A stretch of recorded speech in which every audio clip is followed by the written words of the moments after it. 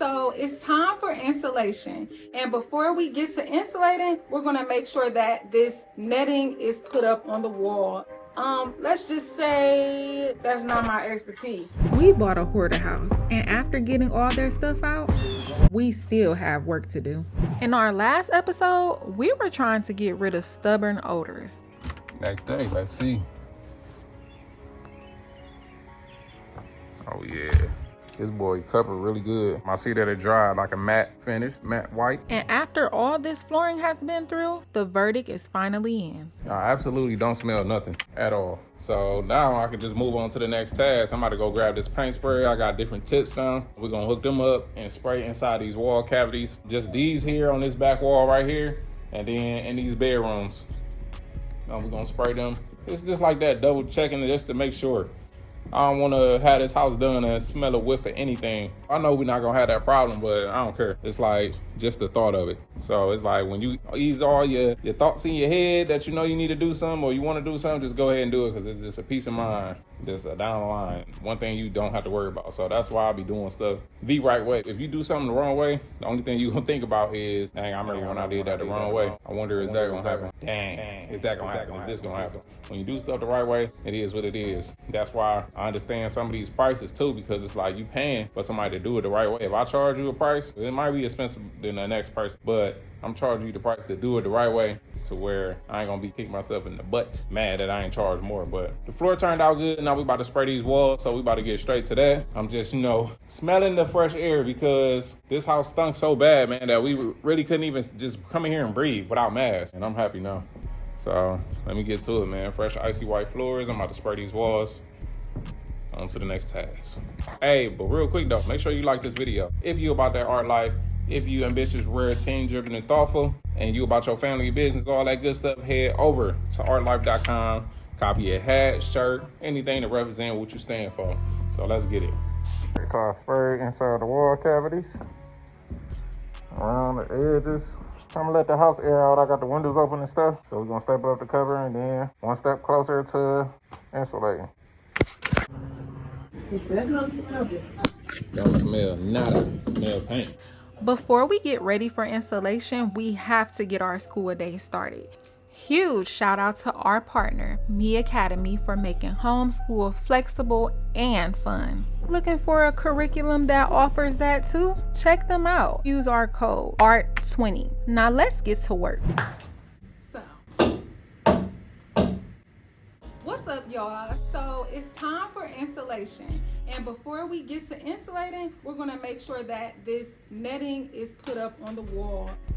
Let's just say that's not my expertise, but I have figured out a way that may work out. They has already started. Shout out to this video I just seen. They actually started at the top. Man, can't wait till all these walls done. Which they already did. As you can see, he has already secured the netting starting at the top. Then we're gonna go in at the bottom in the middle to secure the center. And let's see if this process works. So today, these are the tools we are using. We have our staple gun, a hammer just in case some nails pop up. Chew. Interference. And of course, some staples. We'll also link this up in the description in case you're curious. They already tried the method of just going stud to stud. We'll be able to kind of compare, like, let's see which way is more convenient and gives it that tightness, because what we're trying to avoid is bulging of the insulation, which we've heard can cause issues with the drywall installation. Let's try to make sure this netting or wrap or webbing or whatever you want to call it, we're about to try to make sure it's tight and right. Okay. My analytical mind, I feel like I need to count the studs so I can actually be in the center. 1, 2, 3, 4, 5. Dang, the window make it weird. 6. Ooh, whoa. Oh, there's a piece of drywall behind there that need to come out too. 7, 8. You can follow them because I'm going the other way. Chasing after paper, trying to redirect the way. You cut the windows out, right? Yeah.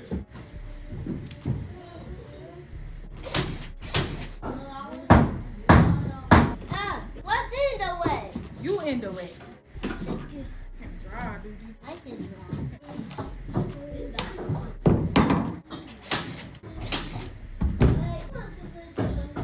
Oh! What do we do as far as electric? Cut it out first. Oh, just stay with line. Don't be scared to pull this tight. I need a glove. What the hell? So you said they did the middle and then went to the corner? Yeah. We're gonna go to each side so it can kind of tighten it up. And what? You ain't gonna have that exclusive to it. 10-footer already. So after Bae pieced in that wood to give the drywallers less of a headache, we got back to work. So far, so good. Now we just have to go on the other side and finish that up. But one thing we have noticed is, as you can see right here, we kind of ran into an issue. Of course, it's not going to be perfect, but I feel like I can show you better than I can tell you. What happened in that spot is we were pulling down like this versus sideways like this. So we're gonna try to pull sideways, starting from the top versus pulling down and causing kind of like that bundle. Also, don't know if this theory is correct, but it makes a lot of sense. The way these are angled is actually extending them in a way. At least they didn't say that, and it make a lot of sense to me versus us just going straight across like this.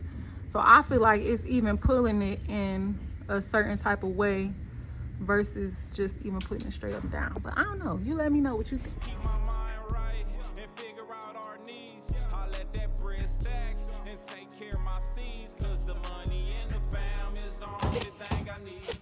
Crib across the city, can't decide where to live. Really can't do the neighbors, want neighbors, trees and fields. Then we'll go from stud to stud. Right.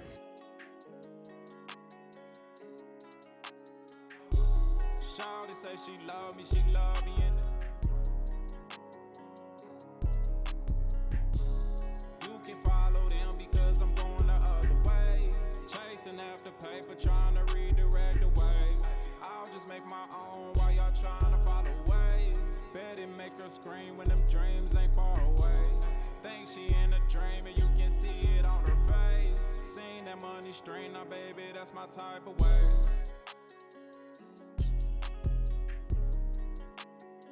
All right, y'all. So I just made a platform over the steps right there. Put two 2x6s right there, and then laid this 1-inch thick plywood board.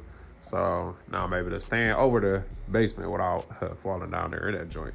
So what we're about to do now is grab this fabric over here, right here, put it up there on the wall.